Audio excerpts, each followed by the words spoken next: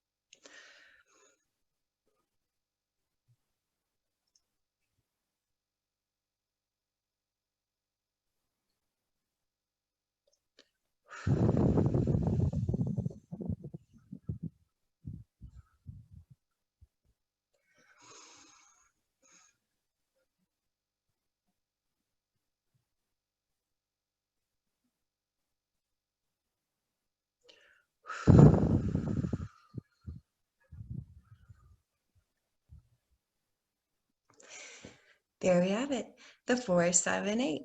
I hope you enjoyed it. I hope you're feeling relaxed, and I hope that you remember this and do it anywhere where you need to take a minute to just recenter yourself. And I think now Brenna is going to take it away. Thanks, Liz. That was very wonderful. So next, for those of you who have attended our calls in the past, it's time for our interactive poll. So if you are able to enter the link I just put in the chat into another device, other than the one that you're using for this call, maybe you have a phone nearby, you can type it into a browser or another device of some sort. You can go ahead and type bit.ly slash BC2M poll.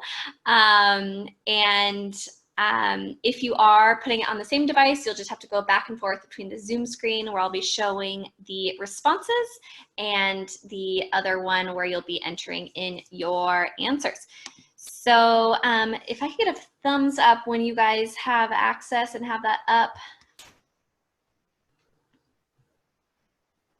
Okay, sweet. Thanks, everybody. So I will go ahead and start sharing my screen.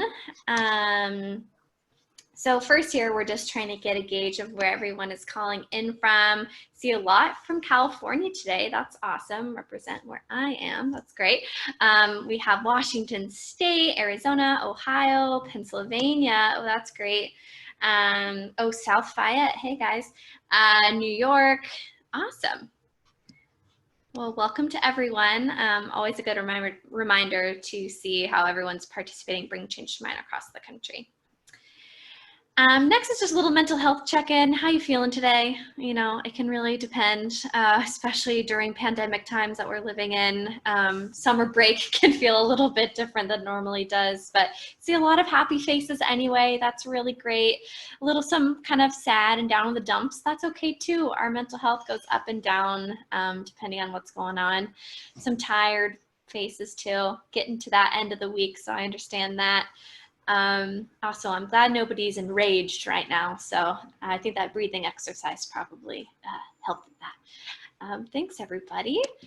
Sweet. So the next one is, have you ever participated in teletherapy? Just curious. Obviously, when it comes to therapy right now, this is really the one of the only ways to access it. So just out of curiosity, want to see how many people. So 29-30% of people have participated, so that's pretty cool. I truly think it is the next frontiers. I'm sure Ashley will talk to us about a little bit more, but really increasing the accessibility of therapy to a lot of people. So awesome, and a lot of people interested in learning more. Well, I'm glad you're on this call. Great. So next one is a little bit more about mental health careers. So what career in the mental health field interests you the most? I think a lot of people think of, you know, classical therapist or a psychologist, but there really are a lot of different ways to get involved in the field. So I saw school counselor as the first one. I'm sure you all are probably very big fans of your school counselor, hopefully. Psychiatry, that's really great. So probably social worker, psychology, advocate, therapist, nonprofit. We'd love to see the nonprofit work. That's obviously what we do here at Bring Change to Mind. Supporter. This is really great. BC2M. Oh my gosh. Well, we'll have internship opportunities in the future, so definitely stay in touch. Policy, I see also there too. That's a big part, the mental health career. So awesome. So it's cool. Oh, legal, I see that as well. So it's really great to just be reminded that there are different ways to participate in mental health, depending on your type of career. So next question is kind of getting to the brunt of today's conversation is, why is it important, in one word if you can, for there to be representation, and specifically BIPOC, representation in therapy providers, just like any type of healthcare? Connection, empathy, somebody truly understanding that experience of growing up as a member of the BIPOC community, understanding, visibility, help. You can probably access better help for, again, understanding your own experience. I see culture, diversity, compassion, recognition, rapport. Ooh, that's a good one too. And potentially being able to build a stronger rapport between you and your provider. Experiences, validation, connection. These are already some really, really powerful words that do a great job explaining and giving some insight into why this representation is super important within the field. And this is kind of leads us into the parts of our conversation that we'll be having today with our wonderful guests. So thank you everybody for participating in our poll. And with that, I will turn it back over to our wonderful facilitator, Sophia and Josh. Hey, thank you so much, Brenna. We have been looking forward to jumping into this interview. Ashley, thank you again for being a part of this very important conversation and sharing your time and expertise with us. I'd like to invite you to unmute yourself and share a bit about your background and what you're currently working on, and anything else that you would like to share with us. Awesome. Thank you, Sophia. And also thank you to everybody else. Can I get a thumbs up? I just want to make sure everyone can hear me. Okay, good. So first, actually, I want to do a shout out to whoever was from Western PA. That's super awesome. I went to college at IUP, so I'm not from Western PA, but I have spent many, many, many years there. So you have a special place in my heart. So let's see, a little bit about me and my background. I think you guys already shared some of the big things, like I'm a social worker. Some of you guys had put social worker, some interest in there. I think something interesting about social work that some people don't realize is that our bread and butter is policy and advocacy. And so I saw a lot of that as well put into that chat. So that's really cool. Super happy to answer any questions that you guys have about advocacy work. That is something that I really enjoy doing. Something about me in terms of what I do right now, I am actually in the military. I'm active duty in the Air Force. And so I took the day off so that I wouldn't be in uniform and could dress like a real person today to be with you guys.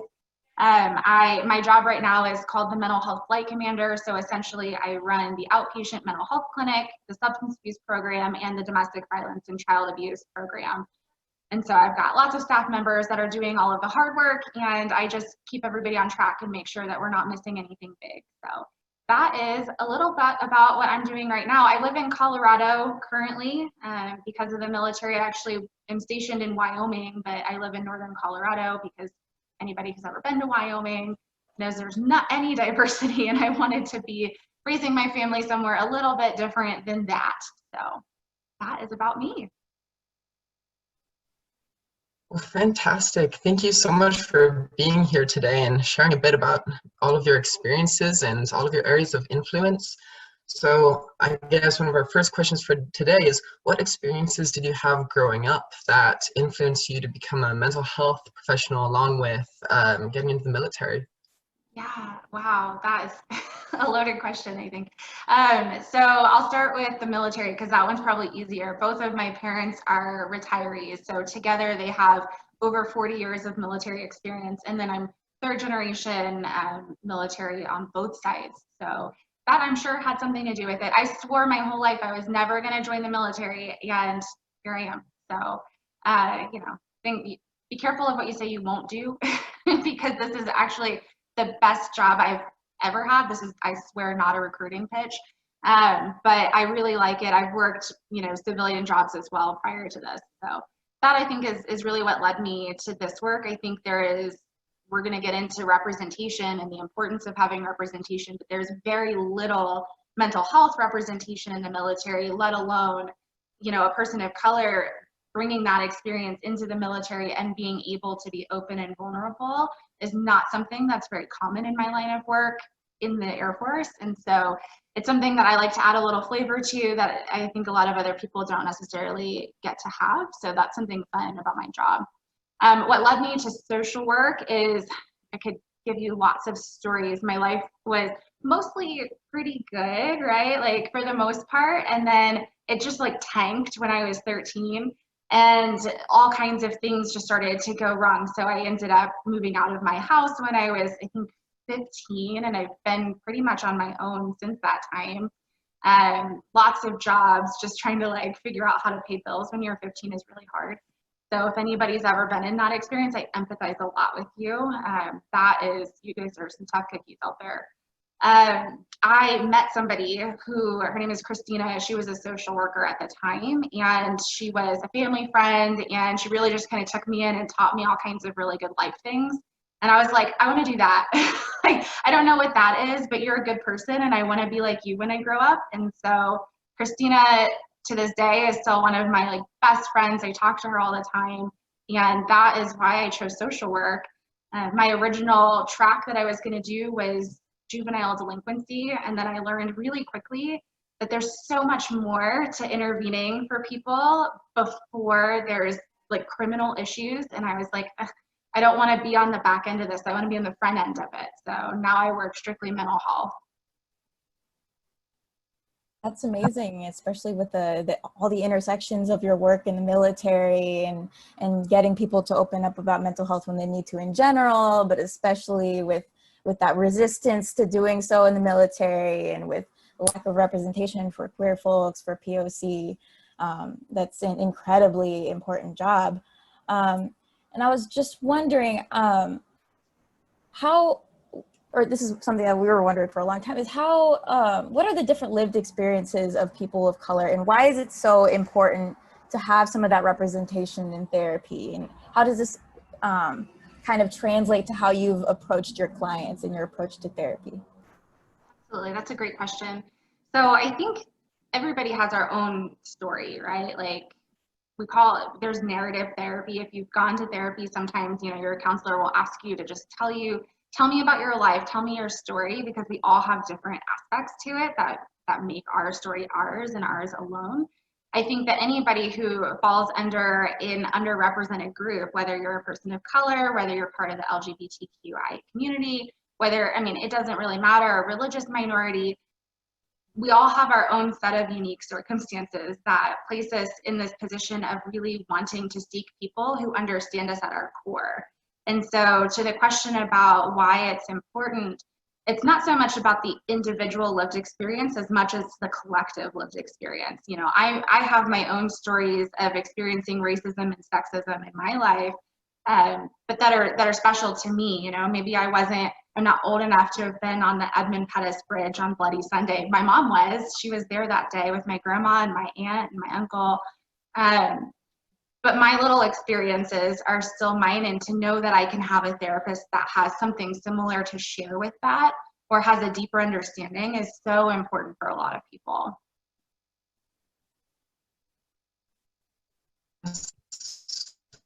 Fantastic about just being able to share your own experiences and relate to your clients that you're serving and vice versa.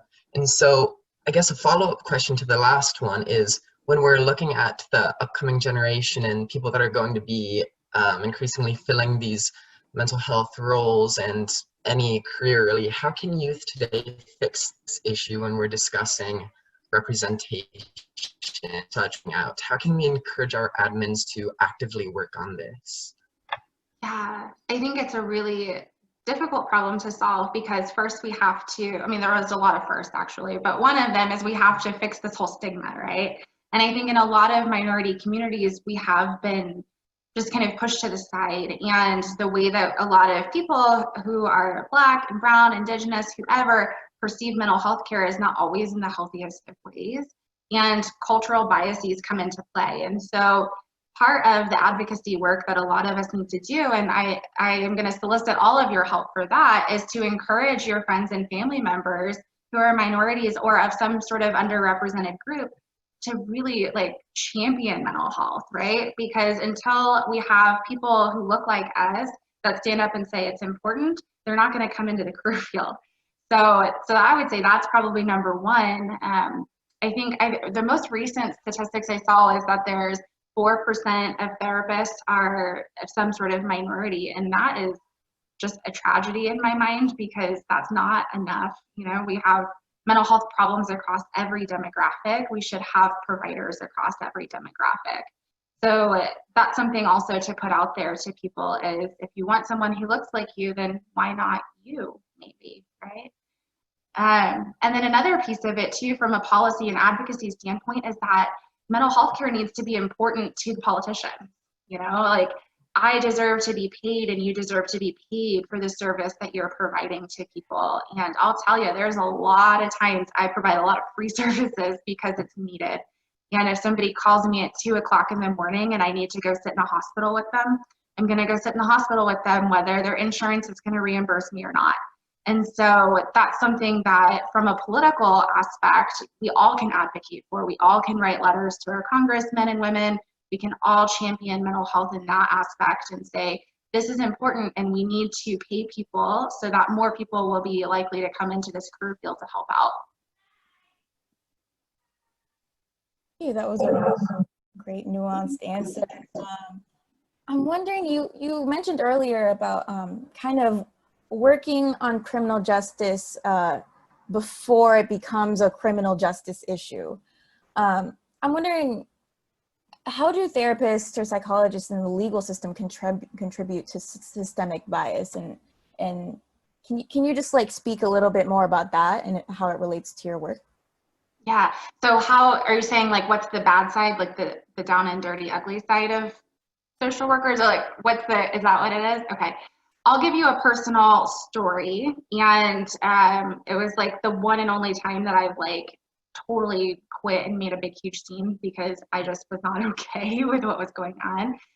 So when I was getting my bachelor's degree from IUP, part of the end of that program is that you do an internship, just like many other degree programs, right? So I'm doing this internship at something called the Maryland Boys Group Home or something like that. Oh, it was the Maryland Sheriff's Youth Ranch, which that is a horrible name, Youth Ranch. Like we're just rounding up kids. I don't know. I hated it. So I'm doing this program because my specialty was in juvenile delinquency. And so this was a place, it was a group home specifically for boys who had served enough time in the detention center that they didn't need to be there anymore, but they needed something in between, like going from jail to home, right? And so this was kind of their setting. They were supposed to get therapy and resources and education and stuff like that. It turned into a nightmare, and it was very obvious to me there was a lot of racism that was going on at that particular facility at the time. They have since changed it and made a lot of really awesome advances there, but at the time I was there, they had two separate homes. And so the one home was for the Department of Social Services kids who needed to have a place to stay. And the other home was for the Department of Juvenile Justice kids. And I think you guys can guess like what the demographics were between the two homes, right? And these kids had the exact same problems. They came from the same places with the same family setup and the same socioeconomic background. And one was the white home and one was the black home. One home literally had doors that would shut all the way, and one didn't. One was broken. Everything was broken. There was nothing nice in there.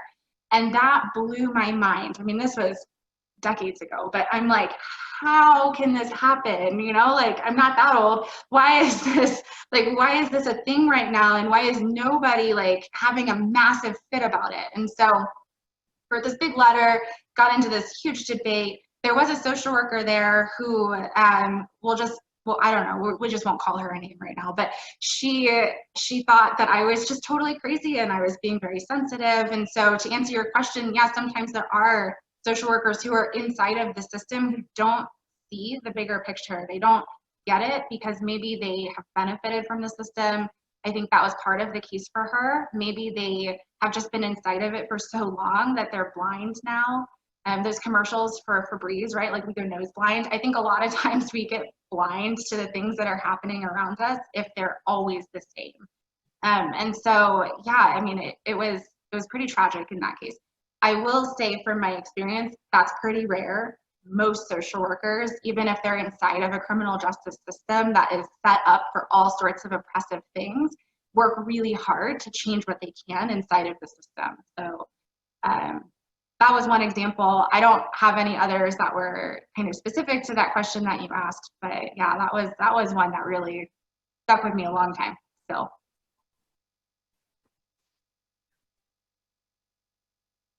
Oh, I think Josh, you're on mute still. Sorry, thought I hit it there for a sec, but okay. Thank you so much for sharing that story and really kind of bringing us to this part of the conversation that we wanted to get to. So when we're talking about the Black Lives Matter movement and the racial justice movements today, can you explain to us a little bit more about your opinion about how you see the part of the police's job in addressing the mental health crisis? Should there be more trained professionals allocated to this type of call, and how do you see this working out?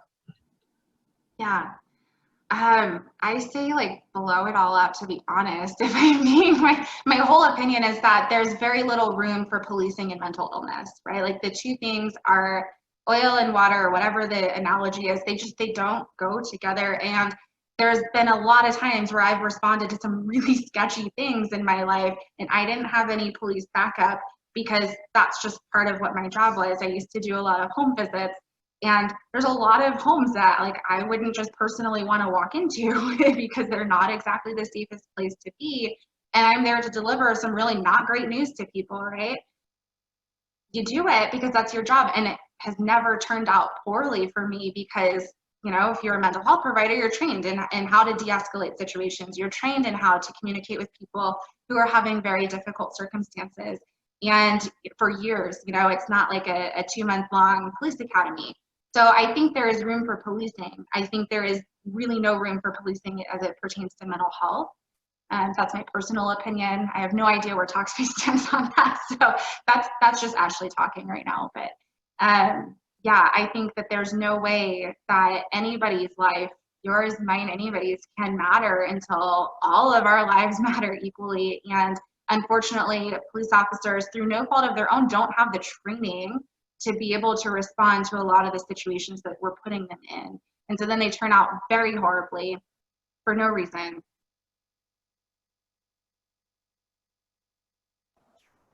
Thank you, Ashley. We also have a pre-submitted question. This is from Vani. And Bonnie's asking, what is the difference between having cultural competency as a therapist versus having the lived experience? Yeah, that's a great question. So cultural competency, I'll tell you, you can be of any background, regardless of what it is, and not have cultural competency, right? So, because again, like I said, we all have our different experiences. I grew up mostly, like I said, that first majority of my life in a pretty well-off situation and had all kinds of resources I didn't want for anything. So for me, part of my doing as a provider is learning about people who didn't grow up like I did, because I need to understand where everybody's coming from, at least to a small degree, and know when to ask questions and also know when to shut up in order for me to help people, right? So cultural competency has very little to do with race and background and demographic as it does with a willingness to go and learn. And that learning needs to be done with the community you're learning about. So one of my biggest pet peeves is when people tell me, oh, well, I read this book, or, you know, well, I watched this, I did this webinar, I took this training. Well, that's nice, but did you talk to people? Like, did you find out what their lived experience was? And that's the difference, is my story is not going to be the same as anybody else's. And so until you've asked me, how have I experienced racism, or how have I experienced sexism, or whatever ism there is, you can be as culturally competent as you want to be, and you're still not going to know me. Thank you so much. I think that was a perfect answer for that question right now. Looks like we have another pre-submitted question from, where was it? Okay, Smriti Waggle. If she wants to come off and mute and ask the question, we can read it if you don't want to. I'm sure I can ask the question. So I was curious, have you ever had to like counsel or take care of like a racist client? And if you have, how did you deal with that? Yeah, I did, on like totally on accident, because normally I can like screen some of that stuff out, you know, when you like talk to somebody on the phone and you can kind of have a general idea of some of like the big things. But this was actually somebody that I worked with in the domestic violence program back when I was like in the domestic violence program doing the work and not supervising the work. And oh my goodness, he was racist and sexist and xenophobic and all the things that you just don't want. And he came in and he said, I can't remember what he said to my program assistant, but essentially he said that he only wanted to work with a white male, which I didn't have any. I had a Mexican male, I had a white female, and I had me. So I'm like, I don't have one of those. And so you're gonna get me, because I'm not gonna subject my staff to this. I think that how I respond to things is, again, that's unique to me. I have no problem putting someone in their place, like real quick, fast, and in a hurry. And not everybody feels that way. Some people would rather delegate, and that's okay too. I think learning what your own style of communication is really important. So for that person, he came to my office, he was incredibly rude and disrespectful, and I just let him know right up front, we're just not gonna do that here. So if you would like to act like that in my office, then you're gonna have to leave my office and don't come back, you know? And he sorted out some things, and we had some interesting debates back and forth, but yeah, setting those boundaries is really important for your own health and safety, and you don't have to talk to people that are disrespecting you. And that I think is really important to understand and agree to at the beginning of any sort of relationship. Thank you. Now we have another question from Tiffany. And Tiffany, I'd like you to invite you to come on mute to ask your question. Yeah. If you'd like, or we could read it. Hi, Ashley. My name is Tiffany. I'm from California. I definitely resonated with your statements about cultural biases affecting the way BIPOC families view mental health treatment, especially with my experience growing up in an Asian household. So I was wondering, what are some suggestions you have for BIPOC youth to approach our families and open up the conversation about mental health? Yeah, absolutely. I don't know if there's a neat answer to that, right? Because some of those cultural biases, they run so deep. And part of it is trying to understand the why. And so we have this thing like the 5 whys, like, okay, so then tell me why about that. And then you get the answer. Okay, so why do we do that? Why do we think that? And there's this approach that I like to take called the curious scientist. And it's really just trying to be as non-judgmental as possible and get to the root of where we are. And so if the history is we don't do this because we have a cultural norm to not let other people into our own family business, like that's my family. I come from a family that's like, this is mine and nobody else's, and you don't get to look inside of my mess. We're going to take care of this all on our own.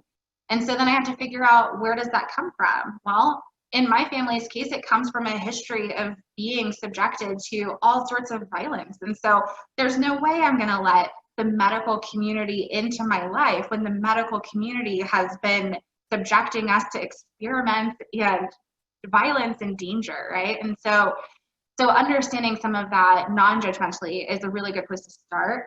After that, it totally depends on the situation. So I don't have any further guidance on that. Okay, fantastic. Thank you. Looks like we have a great question from Pamela, but before we get to her, I think we have another great question from Joyce J. that kind of hits on another point that was just being discussed. So Joyce, we invite you to come off mute real quick and ask your question if you'd like to. Yeah, hi, I'm Joyce from Southern California, and I just wanted to go back to what you said about when you were pointing out the racism in the juvenile detention center. That one not coworker, but like another social worker said that you were overreacting. So I was just wondering how you deal with microaggressions like that in such a predominantly white field. Yeah. That specific case, I wrote a letter to the director of the facility and I gave her a copy and then I gave it to him. Well, I gave her a copy first so that she could see, this is what I'm going to tell your boss. And then I gave one to her boss. But again, I'm a very direct person and that doesn't work for everybody. I mean, it doesn't work, right, for probably the majority of people. And there's plenty of times in my life where it didn't work very well for me, but I'm still who I am. I would say if I was maybe a little bit more of a passive person and less of a direct in your face kind of a person, I would try and have a conversation, right? And if I were my age now and I were to go back to that time, I would definitely have tried to have a conversation with that person. And again, have that non-judgmental stance of, okay, well, tell me a little bit about the history of this facility, right? Yeah, let me understand kind of how did we get here? And then also, what do you see when you look at these two houses? And I would like to try and get that person's perspective because maybe what they see is totally different than what I see. And so maybe there's a way that we can find some sort of common ground and come to some sort of conclusion.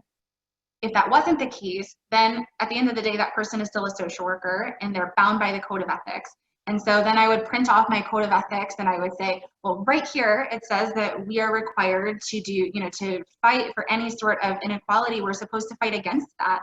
And we're supposed to work for people and not for ourselves. And so how can we take this understanding that we have come up with together and turn it into something that we're required to do as social workers? It probably wouldn't have ended any differently with that particular person, but who knows?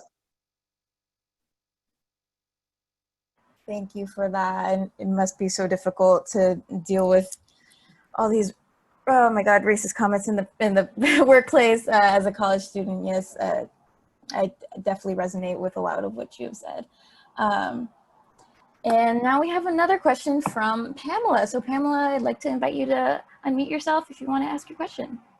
Thanks, Sophia. Excuse me. Hi, Ashley. I also come from a military family. My dad, was in combat Vietnam, and all of his buddies, they came back with a lot of issues. No one talked about anything. I certainly think that, certainly the world has normalized conversations around mental health now, but when you watch these 18-year-olds now enlisting, is there some kind of, I don't know, mental health 101 that these young enlisted people are getting that would just kind of, I don't know, change the trajectory of their life so that they don't end up, with the deep-seated stigma and fear that the older generations had? Yeah, absolutely. So it's definitely better than Vietnam. I can say that. My dad was also in Vietnam, so I get that. And we still have a really long way to go. So I can speak for the Air Force. I don't know what the other branches do. I know that we have something when people are enlisting and they go through basic training. At the end, they have something called Airman's Week. And in that week, I do know that they get conversations with mental health providers. I don't know if that's enough, right? Because I see people after they've come out of basic training and they're in their job. And when you pick a career for your life when you're 18 years old, that's a big thing to take on. And then we trust you with all kinds of stuff, like here's a gun, here's your stuff, go forth and conquer, my friend. And we don't have a lot of follow-up, I think, from a mental health perspective on that. So there is a long way to go. The stigma is getting better. I will say that. I know that if I were to look at the demographics of the clients that I have in my facility, the vast majority of them would be between the ages of 19 to 25. A very small percentage of them are going to be, higher ranking individuals, whether they're enlisted or officers over the age of 25, like less than 5%, I would say. So that tells me that your age group, right? Like these people, you guys are coming in and you are the ones making these changes because society is changing and society is saying, hold on a second, if I don't have my brain right, there's no way I can do anything else the way that I want to. So it's getting better. There's a long way to go. There is a push across all of the service branches to do more outreach and prevention work and less intervention work on the back end. So that's something that I'm excited about. Thank you. Thank you so much. And looks like Vonnie has another question hitting education places and the youth. So feel free to come off mute again, Vonnie, and ask your question. Yeah, hi Ashley. I guess my question is, how do you think the presence of police on school campuses affects the development or the learning of students of color? And to what extent should the school counselors or therapists work with the police? Because it seems to me like sometimes there's like a power battle between the two, and whoever gets on the scene first, if there's like a crisis, kind of takes over the case. So just curious about your opinion on that. Yeah. So when I was in high school, I think some of this was just starting to happen. When I graduated, they had put in like metal detectors, and there was like a resource officer, and there was one for a very large high school. Like I grew up right outside of DC. So it wasn't the way that it is now. And so for me to tell you what that must feel like, I don't know because I haven't experienced it, but I can imagine that for somebody who has been disproportionately impacted by police violence, it would be incredibly anxiety provoking to have to walk past a police officer multiple times a day to go somewhere to learn something. And especially if you're in a community that is also not safe when you leave the school, or you don't have the resources that you need when you leave the school. I mean, that's just a lot to put on anybody. And so I imagine that it definitely would impact learning, right? If I'm more focused on making it through my day alive than I am on my algebra, well, I'm just, like survival is going to be more important to me than my algebra homework, right? And so, yeah, I think that's something that definitely needs to be looked into a little bit more. To the second part of that question, I'm looking at the chat really quick. To what extent should school counselors and therapists work with campus police? I think as much as possible. Again, that goes back to an issue of funding though. And so there are very few school counselors that are full-time. And so if I look across the schools across the United States, you might have a couple of school counselors for the district.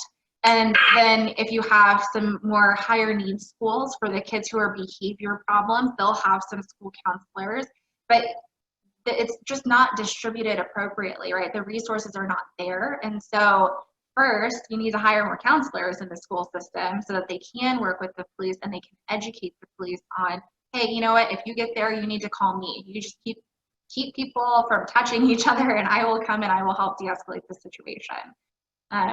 So yeah, so that would be the issue. I think they could definitely partner better together. They just don't exist.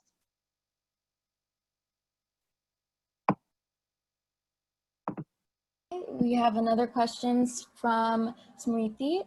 Go ahead and unmute yourself to ask your question. Hi, so I was wondering how racism in the workplace affected your mental health personally. Okay, how has racism in my workplace affected my mental health? You know, I think I'll actually tell you less about racism in my workplace because in the military, we have a pretty good set of policies that help protect me from that. But I'll say after President Trump became the president, that impacted my mental health significantly. Like that was really hard for me personally because now you're my boss and I like don't agree with anything that comes out of your mouth.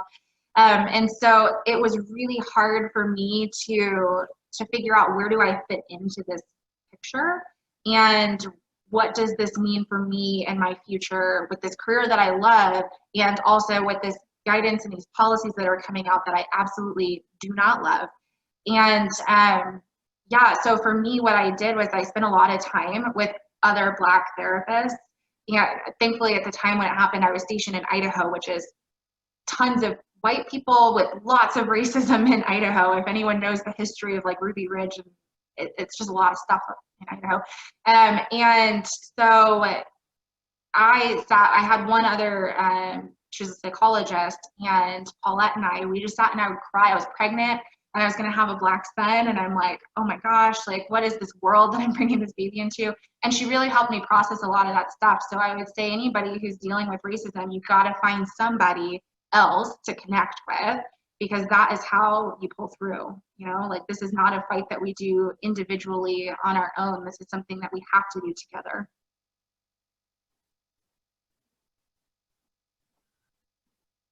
Absolutely. Thank you so much for that. I'd love to have an admitted question from Rodrigo if he wants to come off mute and ask his question. I'm sorry, I just forgot what I asked before. Can you like state it? Okay, yeah, definitely have it. No worries. It was, how can you talk to someone that is suffering from depression or other mental health disorders, and how can we start this conversation? Yeah. So how do we talk to people with depression? I guess the first thing is trying to figure out, you know, why is it that I think this person is depressed? Maybe they've just told you they have depression. And if they've outright told you, then it will be easier to have the conversation, because if they opened the door, then it sounds like they want you to talk to them about it. And so then you can ask, you know, what would you like me to know and how can I help you? Is there anything I can do to make this load a little bit lighter? Because I would like to try. And even if I can't, maybe I can find someone else who can. And I think really just sitting there and listening to people is what all of us need at our core, right? We need human connection to survive. And I mean, literally our brains will stop growing if we're not connecting with human beings. And so to just sit with someone in a moment and not try and solve their problems is so helpful, right? To just say, I'm here with you. Even if I have no idea what it is you're going through, I'm just gonna sit here. You wanna cry? Let's cry. You wanna laugh? You wanna, you know, think about something else? Let's go do something else. But whatever that is, I got you. And that goes so much further than trying to get into the details of things, because people will share when they're ready to share. We have another question from Cassandra. So Cassandra, go ahead and unmute yourself. I was gonna ask, how has serving in the military personally affected your mental health? Like, how do you feel scared? What feelings have you felt, especially serving the military? It's so intense. You really have to be brave, in my opinion, to serve the military. Thank you. For the most part, my career has been relatively uneventful. So my husband, just some background. So my husband was in the Army and he was in the infantry and he did air assault. So he like jumped out of helicopters and did all kinds of crazy stuff.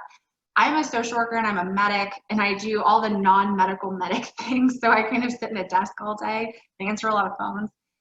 So my job isn't really that impactful to my mental health. I'll tell you, last week, I had a client who came in with a story that was just really heavy.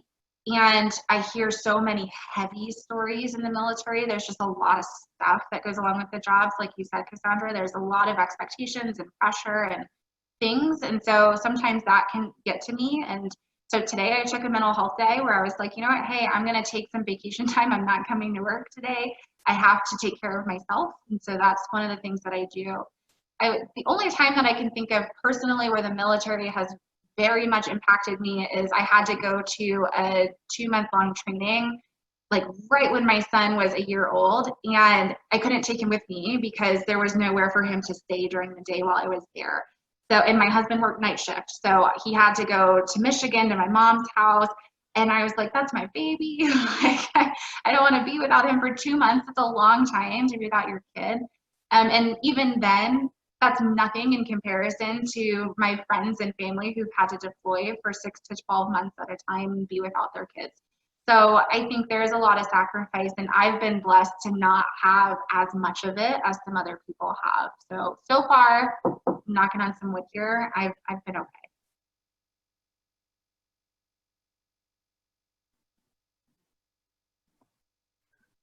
Okay, thank you so much for that story. Do we have other audience comment? Don't think we do. So, are there any other questions that we have from our mentors at this moment? I can ask a question. How would somebody go about getting into the social work field, just in general? That's a great question. So there's actually a lot of career paths to get here. Essentially, you can have any bachelor's degree to be a social worker. You then, though, if you would like to do clinical social work, you have to go and get your master's in social work, so an MSW. And after that, you can be a clinical social worker. You have to work for a couple of years, do a whole lot of clinical work. You can take a license and do that.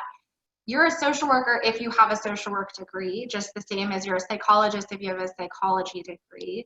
The level of the degree will depend on the type of work that you can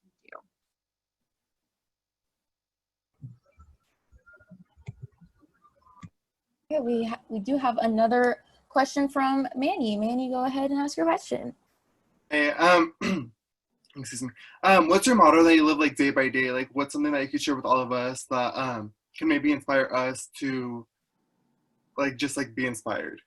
Yeah, so I am actually really stoked you asked that. I have a massive tattoo on like the side of my ribs with my motto on it, which I stole from my sorority. So I was in a sorority and our motto collectively is esse quam videri, which means to be rather than to seem to be. And so essentially don't be fake, right? Like be about what you say you're about, put your money where your mouth is. And I try really hard every day to show up and be myself and not to be what other people want me to be or think I should be, or even what I think I should be. Just who am I in this moment right now? And let me just live in that truth. Absolutely. I love that. And I think that's something that all of us can live by too. So before Manny's question, you mentioned the education and experiences leading up to being a psychologist and social worker. So what were some of the key points of education and experience when leading up to your career path? Yeah. So my educational background is in sociology. I don't know if it was Cassandra, if you said that your sister is getting her degree in sociology. So I have a dual degree in sociology and criminology, the study of crime and the study of society. So that was kind of that educational background. While I was in school, I did a lot of volunteer work in a domestic violence shelter, which is part of why I love what I do now, because it's part of how I was indoctrinated into helping people, was in a crisis shelter. And that was just really eye-opening and exciting. Not always good exciting, but always exciting. So that's some of the educational work background that led me here. After I got my master's degree, well, I guess while I got my master's degree, I worked in a chemical dependency program at the VA, the Veterans Affairs, and then I also worked part-time with the Department of Probation, so federal probation, and that was interesting. They took me because of my criminal justice background, and I worked in weapons and drug trafficking for a couple of years, and I will not do that ever again. I wrote a lot of resumes for people who have never had a job before, but you can put a lot of job skills for somebody who sold a lot of drugs. Like, they're really good at math and all kinds of things. So that was interesting. I hope to never repeat that. And then I worked for a civilian company before I joined the Air Force that did a lot of in-home work for kids who were in the foster care system who were going back into their homes, trying to get their families integrated back into what their child's needs were, and helping the families get back on the same page of what they needed to do to get their kiddos back. So that was fun. It was exhausting. I also never want to do that again. And then I joined the Air Force. All right, we have one last question from Cassandra. Go ahead. So this is more mental health related than anything. What is the best way to cope with anxiety? Yeah. So anxiety, if I were to put words to define it, is if my mind is telling me things and doing things that I would really rather not do when it doesn't have time to do it. So like I'm trying to sleep and my mind is continuing to tell me about tomorrow's plans or what I messed up on today that I'm still thinking about. So how I personally cope with that is I take a step back and I remind myself that sometimes my mind plays tricks on me, and everything that I think doesn't mean that it's real. And therefore, maybe this is something that I can solve tomorrow. Like, this is a tomorrow problem. Anyone who's ever worked with me in the office knows that I say that a lot. Like, oh, that's a tomorrow problem. That's not a today problem. And then I write it down and I pick a time the next day to really sit down and go through all the things that I need to actually think about. And what I have found for myself is that a lot of times when I'm going through my list of tomorrow problems, I'm looking at that list and I'm like, either this is really not a problem or I've already solved it. And so that helps me, is just take a step back, right? So there's this acronym, STOP. So just stop what you're doing, take a step back, observe what's happening around you without putting any judgment on it, and then proceed in the most mindful way that you can. And so that would be a skill that I hope everybody could use. Okay, just want to be mindful of people's time. And I'm going to pass it over to Brenna real quick. Awesome. So this is just our time to take a photo before we all head off, because we only have a few minutes left. So I'll go ahead and take a screenshot of everybody, and then also tell you to check out your email inboxes for a survey about this call. And then after I take this screenshot, we'll have maybe a minute for Ashley to say any final words or words of wisdom to leave us with. But really quick, we'll take a quick photo, so if everyone can smile. 1, 2, 3. Okay, one more. Okay, 1, 2, 3. Awesome. Thank you.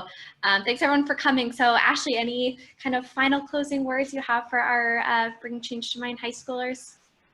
Yeah, so first I just want to say thank you guys, not for giving me an opportunity, but for giving yourselves an opportunity to come to this. I think, gosh, I wish I would have had something like this when I was your age and in high school, just to share in something that's so important and bigger than the problems that I think a lot of times we talk about in school. Like, this is a big deal that has a lifetime impact, dealing with mental health.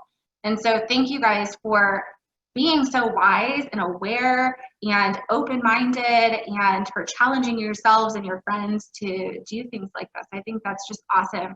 I hope that you never lose that, right? Like, this is the fire and the passion that I want to see out of everybody, because this is how we make change.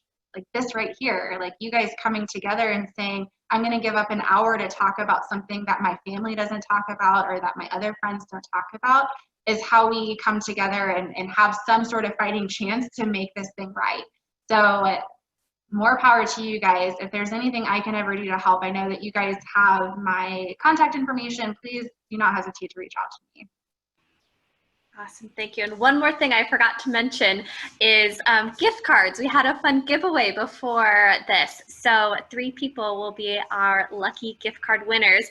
And those 3 are, and you'll get an email from us, but Hania, Joyce, and Cassandra. Congrats, everybody. And I'll turn it over to our facilitators again to close this out. Okay, fantastic. Thank you again so much, Ashley, for spending time with us tonight and sharing some of your experiences, and then to our participants to staying tuned and asking fantastic questions. How can the students connect?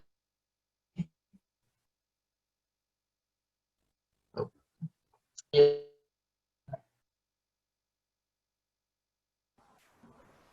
I think you cut out a little, Josh. Oh, okay, sorry. Must be Wi-Fi on my end. How can students connect with you, Ashley? Email or social media or whatever you have set up? Yeah, so my website is thedeltagroup.org, and all of my contact information is in there.